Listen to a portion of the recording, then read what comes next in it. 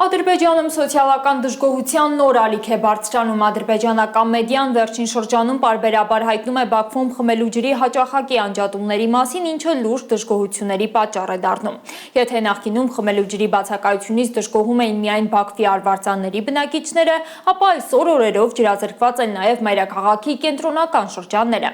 Ադրբեջանում ջրի խորացող ճգնաժամն ու դրա շուրջ ներքաղաքական ինտրիգները կքննարկենք Հայլուրի տարածաշրջանային վերլուծաբան ադրբեջանագետ Արման Բադալյանի հետ։ Բարի երեկո Արման։ Բարի երեկո Լիլիթ։ Ինչպես են ադրբեջանցիներն արձագանքում այս իրավիճակին ու ինչ են պահանջում։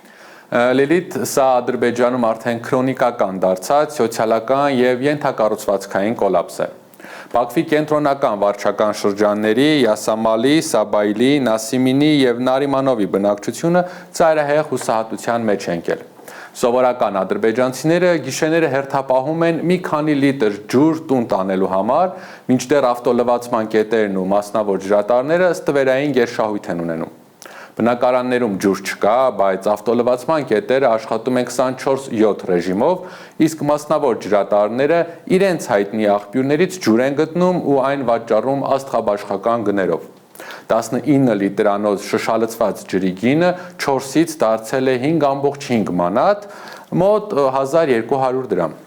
Իդեպ Լիլիթ, Ադրբեջանում ջրի հարցը այն եզակի թեմաներից է, որի շուրջ մարդիկ պարբերաբար փողոց են դուրս գալիս կամ փակում ճանապարհներ, օրինակ Սուրախանիում, Գարադաղում, Յասամալում եւ Աբշերոնի այլ հատվածներում։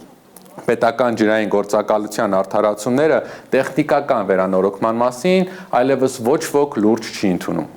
Ըստ էության, այստեղ գործ ունենք պետական մակարդակով խաբեության հետ։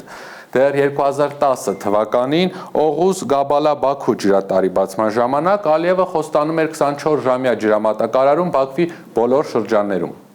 Այդ խոստմանը կուրորեն հավատացած բնակիչները նույնիսկ տանիքների ջրի բաքերն էին ապամոնտաժել։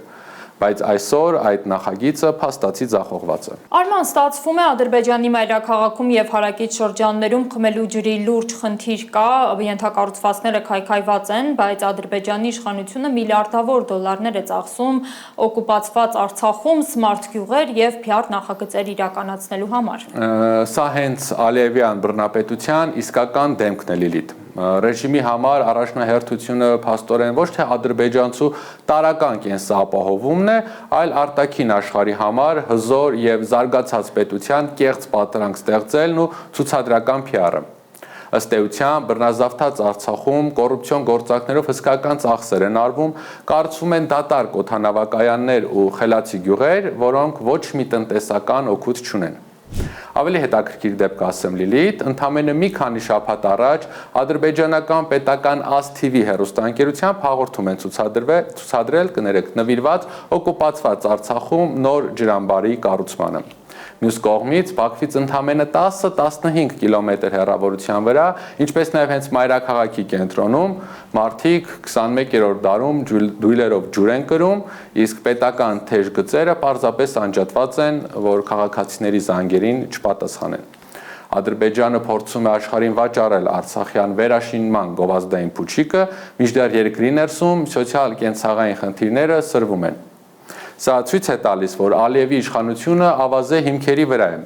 Չի բացառվում, որ առաջին իսկ լուրջ սոցիալ-տնտեսական ցնցման դեպքում այս քարոզչական փուչիկը կարող է պայթել, որովհետև ծարավ ու հուսահատ ժողովուրդը վաղ թե ուշ պահանջելու է իշխանությունից ապահովել իր ամենատարրական կարիքները։ Շնորհակալություն Արման, սիրելի հեռուստադիտողներ, մենք զրուցում էինք Հայլուրի տարածաշրջանային վերլուծաբան ադրբեջանագետ Արման Բադալյանի հետ։